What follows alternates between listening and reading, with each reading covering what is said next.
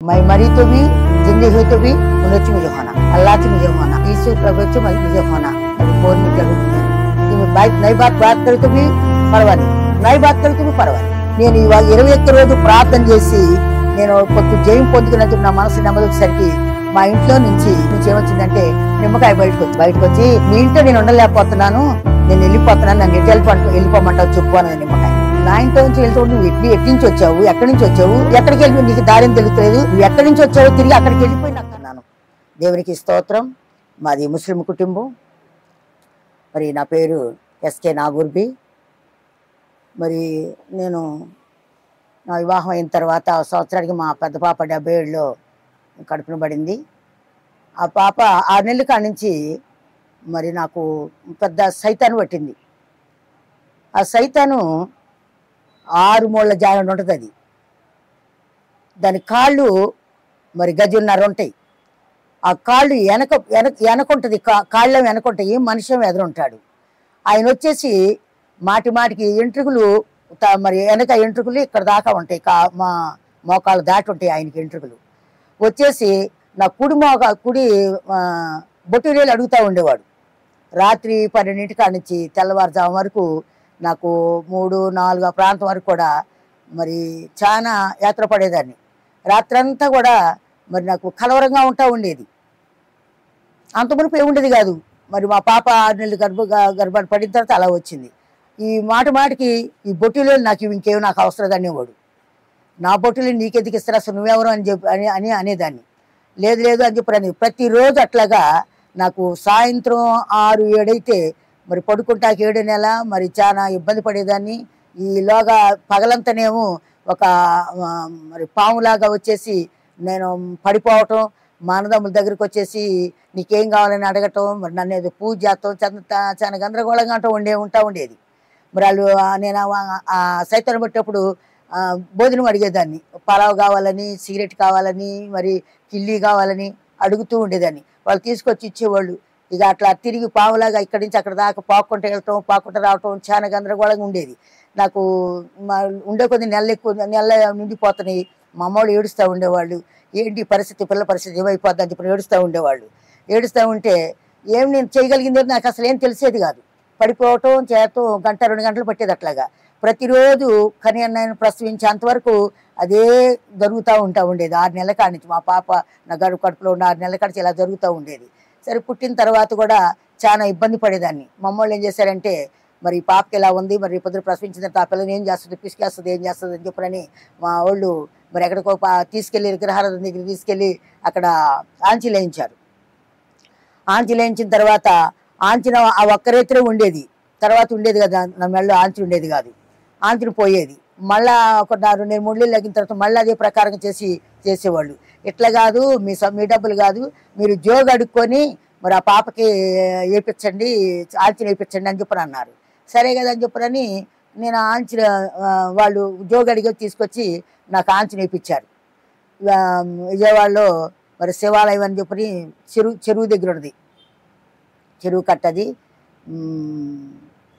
వాగు సెంటర్ అక్కడ తీసుకెళ్ళాడు ఇంకో గుడికి తీసుకెళ్ళారు చాలా చోట్ల తీసుకెళ్ళారు ఎక్కడికి వెళ్ళినా తగ్గలేదు మళ్ళీ అక్కడ వేయించినా ఈ జోగడికి వేయించినా కానీ తిరిగి వచ్చేటప్పుడు అడుక్కున్న తర్వాత చాలా డబ్బులు వచ్చినాయి అప్పుడు 2 పైసలు 20 పైసలు ఎందుకంటే అప్పుడు 70 రోడ్లో చాలా ఎంతగా ఉండేది కాదు 2 పైసలు 3 పైసలు అలా ఇచ్చేవాళ్ళు దాన్ని మళ్ళీ ఇంటికి తీసుకొచ్చుకోకూడదంట అవన్నీ అక్కడే ఖర్చు పెట్టాలంట సరే అక్కడే ఖర్చు పెట్టి కుంకుమని అయ్యని చేయించేవాళ్ళు తీసుకెళ్ళేవాళ్ళు ఎక్కడికి వెళ్ళినా తగ్గలేదు మళ్ళీ సాయిబులు మరి పంచాయత్ సెంటర్ తీసుకెళ్ళిపోయి ఆయన మరి బండ మీద మరి కొబ్బరికాయ పచ్చి కొబ్బరికాయ తీసేసి ఆ సాయిబు గారు దాని మీద అన్ని ఎస్ అని చెప్పిన కొబ్బరికాయ నిండా రాశాడు మరి కోడిగుడ్డు పెట్టారు కోడిగుడ్డు నిండా రాశాడు అవన్నీ తీసుకొచ్చి రాత్రి 12 కాడి నుంచి 3 గంటల వరకు మా అమ్మగారిని తగలబెట్టమంటే మరి పొలాలు తీసుకొచ్చి మా ఇంటి ముందే తగలబెట్టి నాకు తలస్నానం చేసి ఇంత గందరగోళం చేస్తూ ఉండేవాడు ఏంటి ఇలా జరుగుతుంది నాకు అని చెప్పని నాకు అసలు ఏమాత్రం అవగాహన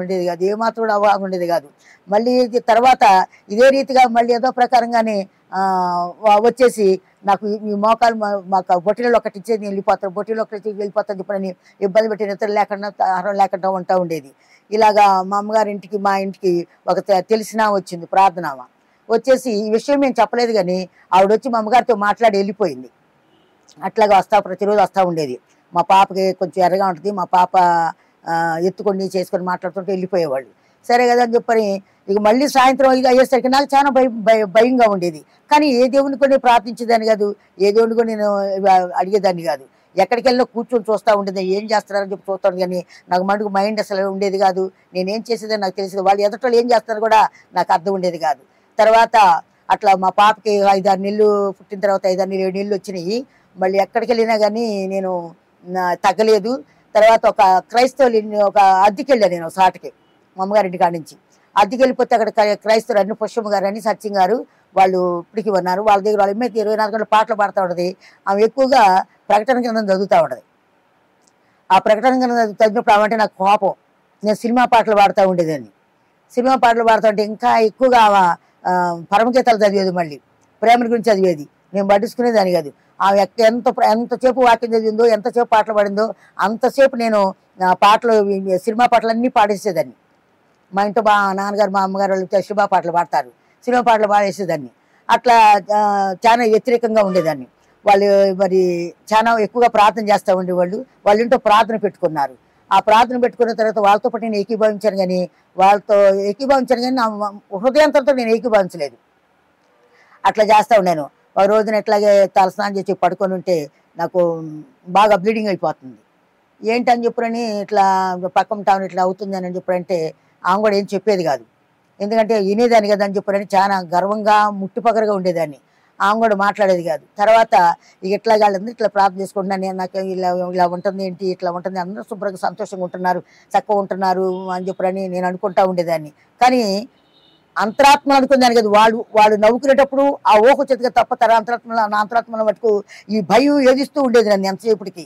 ఇక అట్లాగా కాదని చెప్పని నా అంతరకు నేనే మరి ప్రార్థన మందిరంలోకి వెళ్ళా. నాకు చాలా వేదనగా ఉంటుంది, కలవరంగా ఉంటుంది, నిద్ర పట్టుకోతారు, పిల్లలు చూస్తే ఒక విధంగా ఉంటుంది. మళ్ళీ రెండోసారి కూడా గర్భఫలం వచ్చింది. మళ్ళీ ఈ 2 సంవత్సరాలు 3 సంవత్సరాలు చాలా వేదనగా ఉంటున్నాను. తెరలేదు చెప్పిన ప్రార్థనకి వెళ్ళిపోయాను. ప్రార్థనకి వెళ్ళిపోయి మందిరంలో మరి శుక్రవారం ఉపవాస ప్రార్థన జరిగిందండి అక్కడ, మరి దేవదాని గారి మందిరం అది. ఆ మందిరంలో ప్రార్థన చేసుకుంటా ఉంటే వాళ్ళు కూడా ఏమి మాట్లాడేవాళ్ళు కదని మొత్తం వస్తారు. ఎందుకంటే ముస్లిమ్స్ ఆ ఏరియా అంతా, చర్చి ఉన్న ఏరియా అంతా కూడా ముస్లిమ్స్. వాళ్ళ భయం ఏం జరుగుతారా అని చెప్పారని మేము భయపడకుండా వెళ్ళిపోయేదాన్ని, ప్రార్థన చేసుకునేదాన్ని, అట్లాగే ఉండిపోయేదాన్ని. ప్రార్థనకి వెళ్ళి మళ్ళీ సాయంత్రం కూడా అందరూ చేరుకొని ప్రార్థన చేసుకుంటూ ఉండేవారు, విజ్ఞాపన ప్రార్థన. మళ్ళీ వాళ్ళతో కలిసి ప్రార్థన చేసుకుంటూ ఉండేదాన్ని. ఈ ప్రార్థన చేసుకుంటా నేను అట్లా 5-6 నెలలు అయిన తర్వాత నాకు సైతం అనేది ఏమి నాకు అవగాహన రావట్లా.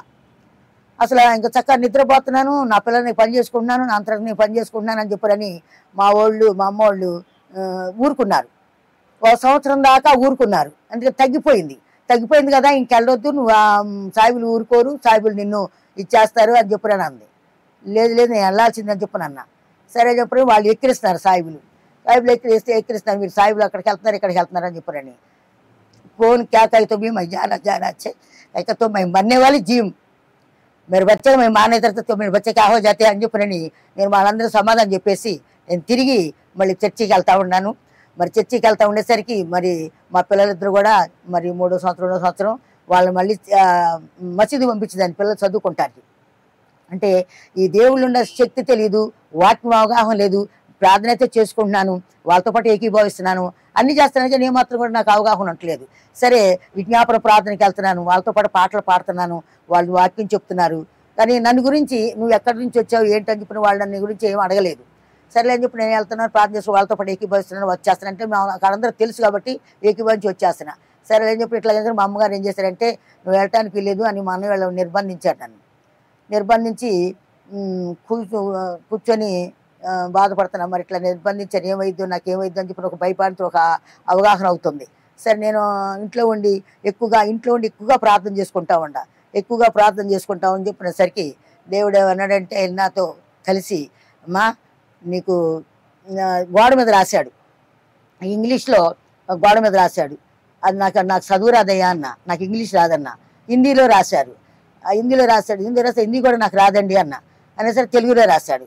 ఆయన ఏమందంటే నా కృప నీకు చాలును అని చెప్పని అన్నాడు. నేను ప్రార్థన చేసుకుంటా ఉండేసరికి ఇంట్లో ఉండి చర్చికి వెళ్ళకుండా ప్రార్థన చేసుకుంటే నాకు ఆ దేవుడు నాకు ఆ వాగ్దానం ఇచ్చాడు, నా కృప నీకు చాలు అని. అది ఎక్కడుందో నాకు తెలియదు. చర్చికి వెళ్ళి అడిగేవాళ్ళని, అమ్మ నా కృప నీకు చాలని అన్నాడు వాగ్దానం, మరి అధ్యాయంలో ఉందో తెలియదు, ఏ వచ్చులో ఉందో నాకు తెలియదు అని చెప్పి అంటే నీకు మంచి వాక్యం వచ్చింది అన్నారు. కానీ వాళ్ళు కూడా పలానా అధ్యాయం అని చెప్పి వాళ్ళతో నాతో అనలేదు వాళ్ళు. అనేసరికి అట్లా ప్రార్థన చేసుకుంటా ఉన్నాను, దేవుని కృప కొనసాగుతూ ఉన్నాను. మరి పరిశుద్ధాత్మ దేవుడు ఆయన ప్రతి విషయంలో నాతో మాట్లాడుతూ నేను ఎక్కడికి వెళ్ళాలో నాతో చెప్పటం, ఎవరైనా వస్తే వాళ్ళకి నేను ప్రార్థన చేస్తున్నప్పుడు నేను బాప్టిజం తీసుకోలేదు, కనీసం ఉపవాసం ప్రార్థన చేయటం కూడా లేదు, ఏమి లేదు. కానీ నా హృదయం దేవుళ్ళలో నిలిచిపోయింది. ఎప్పుడైతే నా కృప నీకు చాలని వచ్చిన వాగ్దానం నాలో నిలబెట్టినప్పుడు అది నేను ఎక్కడికి వెళ్ళినా ఎక్కడికి వెళ్ళి అందరూ చూసి మరి నాకు వందనాలు చెప్తున్నారు. వాళ్ళు వందనాలు చెప్తే ఆ వందనాలు చెప్పగా నా హృదయం వాళ్ళంతా పులకరించేది. నేను వందనాలు చెప్పడానికి అర్హురాలు కాదమ్మా, నాకు మీరు వందనాలు చెప్పండి, నేను మీకు చెప్తాను, లేకపోతే మెలకొని ఊరుకోండి అని చెప్పని అనేదాన్ని. అయినా సరే అమ్మగారు అని చెప్పిన వందనాలు చెప్పాలి. అప్పుడు నేను బాప్టిజం తీసుకోలేదు. సరేలేని ఇలా జరుగుతూ ఉంది. ఇలాగా ఇలా మాట్లాడుతుంటే నాకు తెలిసిన వచ్చి నా ఏమిటే రా సేవకంది. నేను సేవకు రావటానికి కుదరదమ్మా, ఎందుకంటే నాకు 2 పిల్లలు 3 పిల్లలు, వాళ్ళకి భోజనం పెట్టాలి, వెళ్ళాలి రావాలి అని చెప్పారంటే లేదు నువ్వు రావాల్సిందే అని చెప్పానంది. అప్పటికి మాకు ఇప్పుడు 4 సంవత్సరాలు సరిపడా నాకు ధాన్యం కానీ మన అన్ని పప్పు దినుసులు కానీ ఉంటాయి. ఇప్పటికప్పటికే సంవత్సరాలు సరిపడా నేను కందులు కానీ ఏదైనా కానీ 5 కిలోలు చెరుక్కుంటా ఉండ. ఆవిడ నాతో పాటు చెరిగేసి అవన్నీ పూర్తి చేసి ఎండబెట్టుకొని తీసుకెళ్తే ప్రతి గృహం దగ్గర పరిచయం చేస్తున్నప్పటికి ఇంకా బాప్టిజం చేసుకోవాలి, కొత్త ఎందుకంటే 2-3 సంవత్సరాలతో కొత్త ఇలా జరుగుతుంది ఏంటి అని చెప్పని ఏమేంటి దరిద్రంగా పద్దాక నా దగ్గరికి వస్తూ ఉంటుంది, నేను రా అని చెప్పి పిలుస్తూ ఉంటుంది అని చెప్పనేసరికి ఎట్లా కూడా 12ంటికి మా పాప వాళ్ళు వచ్చి 12:30కి భోజనానికి వస్తారు. మా పిల్లలు 3 వాళ్ళ భోజనాన్ని పెట్టి వాళ్ళు పంపించేసి ఏమంటే సేవకి వెళ్ళేదాన్ని. సేవకి వెళ్తే అది వాళ్ళందరూ కూడా తూర్పోళ్ళు, చాలా పైకా పర్వతి, చాలా విగ్రహారాధకులు వాళ్ళందరూ. ఆడికెళ్ళి నేను ఇద్దరం కలిసి ప్రార్థన చేస్తూ ఉండేవాడు. ప్రార్థన చేస్తూ ఉండేసరికి సాయంత్రం వచ్చేసరికి ఆమెకి ఇన్ని డబ్బులు వచ్చాయి. ఆ డబ్బుల మీద ఏదైనా నాకు బూంది అది కొనిచ్చేది. నాకు అసలు అవసరం లేదండి అని చెప్పి అనేదాన్ని. నా భర్త కష్టార్జితం అవసరాలు నాకు ఎవరి అవసరం, ఎందుకంటే క్రైస్తవుడు నేనేం తీసుకోగలను ఒక నిరీక్షణ నాకు, అలా అంటుకోకూడదని. అలాగా చేస్తూ ఉన్నాను. మరి దేవుని మా కృపను బట్టి అట్టా 5 సంవత్సరాల దాకా నేను పరిచయం చేశానండి. ఈ 5 సంవత్సరాల్లోగా మరి తర్వాత ఎక్కువగా అమ్మగారు మీరు చేసి వెళ్ళారు ప్రార్థన, మాకు గొప్ప విజయం జరిగింది. మరి చీటీల్లో ఆ విషయంలో మరి నా భర్త రాకపోకల్లో వాళ్ళకేదో ప్రతి ఒక్క అవసరంలో మాకు గొప్ప జయం వచ్చింది, మాకు దీవింపు పడ్డాం, మేము అవి కొనుక్కున్నాం అని చెప్తా ఉండేవాళ్ళు. ఏంటి ఇట్లా చెప్తున్నారని చెప్పి నన్ను అనుకునేదాన్ని. అని ప్రతి ఒక్క గృహానికి వెళ్తే ఆ గృహంలో ఎంతగానో చూసేవాళ్ళు. నేను చెప్పేదాన్ని వాళ్ళకి, నాకు వందనాలు పేరు పెట్టవద్దు, నేను అర్హురాలు కాదు, ఆవిడ ఒక్కటే అర్హురాలు, ఆ బాప్టిజం తీసుకుంది, ఆ దేవునితో నడుస్తుంది, నేను వెళ్తలేదని చెప్పానంటే సర్లే అని చెప్పాను. అనేది ఆ అమ్మట ఉన్నప్పుడు మేము తప్పనిసరిగా మీకు కూడా పెడతామమ్మా అని చెప్పని అన్నారు. సరే వందనాలు పెడతా ఉంటాం. వాళ్ళు వందనాలు పెట్టినప్పుడు నాకు గుండెకి ఆవిసిపోతూ ఉంటుంది, భయం వేస్తూ ఉంటుంది లోన. ఇట్లాగా అటు 5-6 సంవత్సరాలు జరిగిందండి. 5-6 సంవత్సరాలు జరిగిన తర్వాత నేను ప్రార్థనలోకి వెళ్తున్నానని మా పాపను ఏం చేశానంటే 7వ తరగతి చదువుతుంది, ట్యూషన్ పంపించాను. 6:30 ట్యూషన్ పంపించాను. నేనున్నాను ఇంటి దగ్గర. నేను వచ్చేసరికి 7:05, పరిచర్యకి వచ్చేసరికి 7:05. మా పాప వాళ్ళు మా 3 పిల్లలు వచ్చేసి స్నానం చేసి ట్యూషన్కి వెళ్ళిపోతారు. ఈ రోడ్డు పక్కన ట్యూషన్కి వెళ్ళిపోయి 8ంటికి వస్తారు. నేను పిల్లలు వచ్చేసరికి గబగబా వచ్చేసి మందిరానికి వెళ్ళి విజ్ఞాపన ప్రార్థన చేసుకొని ఇంటికి వచ్చి 8ంటికి పొలాల మీదే వంట, పొలాల మీద గబగబా అన్నం వండేసి మరి కూర వండేసి పిల్లలు పెట్టేదని మా వారు 8:30కి వచ్చేవారు. ఇట్లాగా కొనసాగుతూ ఉంది దేవుని కృపను బట్టి. ఇలా కొనసాగుతుండే నేను ఇట్లా వెళ్తున్నానని చెప్పారని నాకు చేతబడి చేశారు. ఇక్కడ 10 మంది చేతబడి చేసుకున్నారు. మా చెట్టుకు చేతబడి చేస్తే ఆ కాయ నేను తిన్న తర్వాత నన్ను చాలా ఇబ్బంది పెట్టింది. ఏంటి ఇట్లా ఉంటుంది నాకు అని చెప్పనని నేను ఎంతో వేదన పడి రాత్రి బౌళ్ళు నిద్ర లేకోకుండా ప్రార్థన చేస్తున్నా. ప్రభా ఎందుకు కీడు వచ్చింది, నాకు ఎందుకు కీడు ఇచ్చిందని చెప్పని రాత్రి 12 గంటల కాడ నుంచి తెల్లవారు 3 వరకు నెత్తి మీద బైబిల్ పెట్టుకొని సమాధానకర్తగా దేవుడు సాతాను మీ కాళ్ళ కింద సేకరించి చెతకదొక్కును గాక, మన ప్రభు యేసుక్రీస్తు కృప తోడుగుండను గాక అని చెప్పని ఈ మాటలు చెప్పుకుంటా ప్రభా నీ కృప నాకు తోడుగుంచి నీ ఆత్మతో నింపని చెప్పి ప్రార్థన వచ్చేది కాదు, వాక్యం వచ్చేది కాదు, ఎక్కడ ఏ వాక్యం ఉందో తెలియదు. అయినప్పటికీ ప్రార్థన నాకు దేవుడు ఆయన మాట ప్రతి మాట కూడా నా నోట నుంచి అట్లా నడిపిస్తూ ఉండేవాడు. దేవుని స్తోత్రం అని చెప్పుకుంటా అలా ప్రార్థన సైతాను మరి అట్లా 21 రోజు దాకా నేను చాలా రాత్రి బగళ్ళు చాలా యాత్ర పడేదాన్ని. ఈ 21 రోజులు నన్ను యాత్ర పడతా ఉంటే తర్వాత నాకు దేవుని వాగ్దానం మళ్ళా ఏమొచ్చిందంటే అమ్మ 81 చదవమన్నాడు నన్ను. 81 చదవమంటే 81 చదివాను. 81 చదివితే గిలకటప్పుడు తీసుకొని కొంచెం అమావాస నాడు కొమ్ము ఓదమన్నాడు దేవుడు. సరేలేని ప్రార్థన చేసుకుంటా ఉన్నా. మళ్ళీ అక్కడి నుంచి చానాళ్ళు ఇక వాళ్ళు చేతపడి చేసిన వాళ్ళు చల్లా చెదిరిపోయేటోళ్ళు అటు ఇల్లు కూడా అమ్మేసుకుని వెళ్ళిపోయారు 3 నెలల్లో. నేను చాలా వేతనం పడుతున్నాను. అయినప్పటికీ వాళ్ళు వెళ్ళిన సంగతి నాకు తెలియదు. నేను ఇవాళ 21 రోజు ప్రార్థన చేసి నేను కొద్దిగా జయం పొందుకుని చెప్పి నా మనసు నెమ్మది వచ్చేసరికి మా ఇంట్లో నుంచి అప్పుడు స్లాబ్ అండి, మా ఇంట్లో నుంచి ఏమొచ్చిందంటే నిమ్మకాయ బయటకు వచ్చింది. బయటకు వచ్చి నీ ఇంట్లో నేను ఉండలేకపోతున్నాను, నేను వెళ్ళిపోతున్నాను, నన్ను వెళ్ళిపోమంటావు చెప్పు అన్నది నిమ్మకాయ. నా ఇంట్లో నుంచి వెళ్తూ నువ్వు ఎటు నుంచి వచ్చావు, ఎక్కడి నుంచి వచ్చావు, ఎక్కడికి వెళ్ళి నీకు దారిని తెలుగుతలేదు, నువ్వు ఎక్కడి నుంచి వచ్చావో తిరిగి అక్కడికి వెళ్ళిపోయి నాకు కనబడిపోతే మటుకు నేను జాగ్రత్త కనబడిపోతే ఊరుకోనని చెప్పారన్న. సరే మా ఇంట్లో నుంచి వెనగొండ వెళ్ళిపోయి ఆ చేతపడి చేసే అబ్బాయి ఇంట్లోకి వెళ్ళిపోయింది. అది వెళ్ళిపోయిన 10 నిమిషాలకి మళ్ళీ పాము వచ్చింది. దానికి తోక ఉంది కానీ తలలేదు. తోకతో నాతో మాట్లాడుతుంది. నేను నీ ఇంట్లో నేను ఉండలేను, నేను వెళ్ళిపోతాను, నాకు పావు ఇటో చెప్పమంది. నువ్వు ఎక్కడి నుంచి వచ్చావో తిరిగి అక్కడికే వెళ్ళిపోయి నాకు కనబడు అని చెప్పానన్న. నిమ్మకాయకి ఎలా చెప్పానో పాము కూడా అలాగే చెప్పాను. పాము వెళ్ళిపోయింది, అక్కడే ఉంది.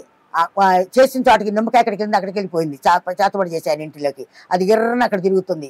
ఈలోగా పెద్ద అట్ట, ఇల్లు కట్టుకునేటప్పుడు పెద్ద అట్ట పెడతారు కదా, ఆ అట్ట నేలకి పెడేసుకొని అది వచ్చేసి నీ ఇంట్లో నేను ఉండలేకపోతున్నాను, నన్ను ఇటు వెళ్ళానమాట చెప్పు అని అంది. ఆ 2 ఎక్కడికి వెళ్ళి 3 అక్కడికి వెళ్ళి నాకు కనబడతాయి, మీరు 3 ఎక్కడి నుంచి వచ్చారు నాకు కనబడని చెప్పారు అన్న. ఇది కూడా అక్కడికి వెళ్ళిపోయి ఆ ఇంటికి వెళ్ళిపోయి ఎర్రని తిరిగేసి ఇంకా అక్కడే ఉంది. పలానా చోట అని చెప్పి అనుకొని ప్రభా నువ్వు పోగొట్టినందుకు వందనాలు చెప్పరని దేవుడు నేను ప్రార్థన చేసుకున్నాను. ఎక్కువగా 97 దావీదు కీర్తన ఎక్కువగా చదివేదాన్ని నేను. సమాధానకర్తకు దేవుడు మహోన్నత చాటును నివసించేవాడు, సర్వశక్తిని శ్రమించేవాడు, ఆయనే నాకు ఆశయం, నా కొండ, నా కోట, నా దేవుడు నేను యెహోవాకి వచ్చి చెప్పుచున్నానని చెప్పని ఆ వాక్యం నాకు బాగా ఇష్టం. ఎందుకంటే నీ పాదములకు రాయితో నేను ఎత్తి పట్టుకుంటానని చెప్పని వాడు. ఎందుకంటే ప్రతి గృహంలో ఆవిడ వాక్యం చెప్పేటప్పుడు కొన్ని విషయాలు ఎత్తి ప్రార్థన చేసేది. అట్లాగే ఎత్తి నేను ప్రార్థన చేసేదాన్ని. ఆ సాతాను అంతవరకు పోయింది. దేవుని కృపను బట్టి మళ్ళా యథాప్రకారంగా నేను సేవకి వెళ్తున్నాను, యథాప్రకారంగా నడుస్తుంది. ఇలాగా మరి మా వారు చనిపోయారు. మా వారు చనిపోయిన తర్వాత నేను చాలా వేతన పడుతున్నాను. నేను కూలికి వెళ్తుంటే మరి నన్ను పోషించేది ఎవరు లేరు, ఏంటి నా పరిస్థితి అని చెప్పి నేను కూలికి వెళ్తుంటే నువ్వు కూలికి వెళ్ళొద్దని చెప్పలేదు కానీ ప్రభు ఏమన్నాంటమ్మా 2వ దినవృత్తాంతాలు 6:33 చదువు అన్నాడు. నేను అందరికంటే నేను ఇచ్చిస్తానని చెప్పారని దేవుడు ఆ వాక్యం నాతో మాట్లాడినప్పుడు అది ఉందో లేదో నాకు తెలియదు ప్రభా అని చెప్పని అన్న. అనేసరికి ఉందో చూడమ్మా అని చెప్పని అన్నాడు. సరే నేను ఇప్పుడు చదువు, నేను తర్వాత చదువుతానన్నా. అట్లా 2-3 నెలలకు నేను చదవలేదు. అది నాకు అవగాహన కాలేదు. తర్వాత దైవసేవకుడి దగ్గరికి వెళ్ళి చెప్పాను ఇక్కడ సంగతిని. వాళ్ళు కూడా నాకు వివరం చెప్పలేదు. ఇప్పటి వరకు కూడా దాని గురించి నేను అవగాహన చేసుకోలేదు. దేవుడు అన్ని విషయాల్లో మరి ఘనంగా ఉంచి నడిపిస్తున్నాడు. అప్పటి నుంచి మరి నేను ప్రతి ఒక్కరి గురించి ప్రార్థన చేస్తున్నా. మరి నేను దేవుళ్ళలోకి నడిచిందేమో 1977లో నడిచాను. నేను బాప్టిజం తీసుకున్నది 96లో తీసుకున్నానండి. ఎందుకంటే ఇక భర్త చనిపోతున్నాడని చెప్పని నేను తీసుకొని 3 నెలలకు ఆయన చనిపోయారు. మరి 3 నెలల్లో చాలా యాతన పడ్డాను. అక్కడి నుంచి దైవ శాఖలు మా ఇంటికి రావటం, ప్రార్థన చేయటం, ప్రతి ఒక్కరూ నాకు సంవత్సరం దాకా మరి భోజనం కానీ బట్టలు కానీ ప్రతి ఒక్కరు కూడా నా ఇంటికి వచ్చి ఇచ్చేసి వెళ్ళిపోతున్నారు. అప్పటికి నాకు అవగాహన అట్లా ప్రార్థన చేస్తాను, ప్రభా నా పట్టాన్ని చిత్తం ఏంటి అని చెప్పరని. మా పాప వాళ్ళనేమో తీసుకెళ్ళి మరి మా పాపను కూడా మరి 7వ తరగతి చదువుతుంది, అటు పక్కన ట్యూషన్కి వెళ్ళి వచ్చింది. ఆ ట్యూషన్లో మా పాపను తీసుకెళ్ళి దాసేశారు సాయిబులు. తీసుకెళ్ళి దాచారు. తెల్లవారులు ఎక్కడ దొరకలేదు మా పాప. ఏంటి అని చెప్పరని పోలీస్ స్టేషన్కి వెళ్ళమన్నారు. నేను పోలీస్ స్టేషన్కి వెళ్ళి నా దేవుడు నా బిడ్డ నా దేవుడు తీసుకొస్తారని ప్రార్థన చేస్తూ ఉన్నాను. ముగ్గురు పిల్లలు 10వ సంవత్సరం చదివే 10వ క్లాస్ చదివే పిల్లలు మా పిల్లల్ని తీసుకొని 3-4 కలిసి ఇక్కడ మరి ఆర్చం చర్చి గుడి ఉంది, ఆ చర్చి వెనక కూర్చోబెట్టి మరి ఏమేం చెప్పారని తెలియదు. ఆ పిల్లలు 3 గంటలకు వదిలే బయటకు వదిలేరు. ఎందుకంటే మరి ఈ వాడకట్టు మొత్తం ఒకటి అయిపోయింది. ఆ పిల్లని ఎవరు తీసుకెళ్తారు, ఎందుకంటే అమ్మాయిలు అమ్ముకునే కూడా ఉన్నారు. ఆ పిల్లని తీసుకెళ్ళిన వాళ్ళు అని చెప్పని ఎవరున్నారో ఏమో మాకైతే తెలియదు. కానీ ఆ పిల్ల కనుక తెల్లవారుసారి రాకపోతే మటుకు తప్పనిసరిగా ఇక్కడ ఉన్న వాళ్ళందరినీ మరి తెలిసిన వాళ్ళందరినీ రౌడీలందరినీ తీసుకెళ్ళి మూసేస్తామని చెప్పని పైనుంచి మరి ఫోన్ వచ్చింది. ఆ ఫోన్ వచ్చేసరికి అప్పుడు ఆ పాపను వదిలిపెట్టారు. 3 గంటల పాప వచ్చింది. ఏం జరిగిందంటే ముగ్గురు మా పిల్లలమ్మ, ఆ పిల్లల పేరు నాకు రావు, వాళ్ళు కత్తులు తీసుకొని నుంచున్నారు నా చుట్టూ, నన్ను కూర్చోబెట్టారని చెప్పి నన్ను అంది. సర్లే అని చెప్పి వచ్చిన తర్వాత మరి ఆ పాపని అడిగాను. వెంటనే పోలీస్ స్టేషన్ తీసుకెళ్ళాం. పోలీస్ స్టేషన్ తీసుకెళ్తే ఎవరెవరిని చూపిస్తే పలానా అని చెప్పింది. వాళ్ళని వెంటనే వాళ్ళ ఇంటికి వెళ్ళి చూపించేశారు. వాళ్ళని బహిష్కరించారు ఈ ఊరికి రాకోకుండా. ఇంత కారణం చేశారు కనుక మీరెవరు కూడా సొంత ఇళ్ళు అమ్ముకొని వెళ్ళిపోయేటట్టుగా అప్పటికప్పటికే 3 నెలల్లో మొత్తం స్టార్ట్ చేసి మొత్తం ముగ్గురు కూడా 3 కుటుంబాలుగా వెళ్ళిపోయింది. దేవుడు అంత గొప్ప కార్యం చేశాడు. అక్కడి నుంచి మరి ప్రతి విషయంలో మా పాపల్ని ఎక్కుంటే కుదరదు డిగ్రీకి మరి రేపల్లో చేర్చాను. మరి మా పాప వాళ్ళు అక్కడికి వెళ్ళిన తర్వాత ఎక్కువ ప్రార్థన విజ్ఞాపన అక్కడ మరి ప్రభుత్వం కూడా ఉట్టిగా చదివించారు. మా పిల్లలు డిగ్రీ చదివేంత వరకు నేను 8th క్లాస్లో జాయిన్ చేశాను. అక్కడి నుంచి వాళ్ళు డిగ్రీ చదివేంత వరకు కూడా బీకామ్ చదివారండి. 2 పిల్లలు కూడా డిగ్రీలు. ఒక్క 10 పైసలు నా చేత కట్టించుకోలేదు. దేవుని మహాప్రేమ కృపను బట్టి మరి అక్కడ ప్రిన్సిపాల్ కానీ ఎవరు కానీ ఏవి తీసుకోకుండా అన్ని జయకరంగా జరిగించి పిల్లలు డిగ్రీ చదివి ఇంటికి వచ్చారు. ఇంటికి వచ్చిన తర్వాత మరి దేవుని మహాప్రేమ కృపను బట్టి దేవుడే అన్ని కార్యాలు. మా పెద్ద పిల్లకైతే మరి మా కులం కాదు ఏరియా మరి ముస్లిం అబ్బాయి, ఆ అబ్బాయి అమ్మాయి నేను చేసుకుంటానని చెప్పి నన్ను ఇప్పుడు దగ్గరికి వచ్చాడు. నేను ప్రార్థన చేస్తున్నాను. ప్రార్థన చేస్తుంటే ఆ బాబు ఆ అబ్బాయికి నేను ఇవ్వను అని చెప్పినంటే ఆత్మహత్య ధర్మమా ఆత్మరక్షణ ధర్మమా అని చెప్పి దేవుడు నాకు వాగ్దానం ఇచ్చాడు. ఆత్మరక్షణ ధర్మమా ఆత్మహత్య ధర్మమా అన్నాడు. లేదు ప్రభా ఇస్తానని చెప్పని అప్పుడు ఆ పాపని ఆ అబ్బాయికి ఇచ్చాను. శుభ్రంగా చూసుకుంటున్నారు దేవుని కృపను బట్టి. తర్వాత మా 2వ పాపకు పెళ్ళి అయిపోయింది. ఆ పెళ్ళి కూడా ఏంటి ప్రభా మరి ఆడబట్టి కూతు కొట్టుకుని ఇట్లా చేస్తున్నాను అని చెప్పంటే